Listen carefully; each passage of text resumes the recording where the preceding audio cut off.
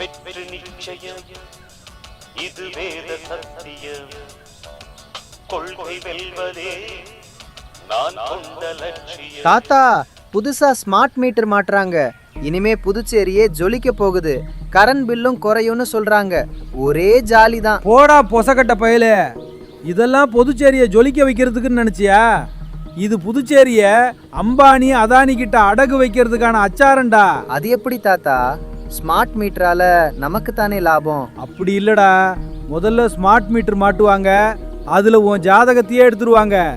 நீ எப்ப எப்ப கரண்ட் யூஸ் பண்ற, எதுக்கெல்லாம் யூஸ் பண்றன்னு அக்கு வேறா ஆணி வேறா எல்லா டேட்டாவும் அவன் கையில போயிடும். அந்த டேட்டாவை வச்சு அம்பானியும் அதானியும் தங்கள் பிசினஸுக்கு பயன்படுத்திக்கிடுவாங்க. அதோட புதுச்சேரி மின்வாரியத்தையே மொத்தமா ஒரு ரேட்டு போட்டு அடிமாட்டு விலைக்கு வாங்கிடுவாங்கடா. அப்படியா தாத்தா?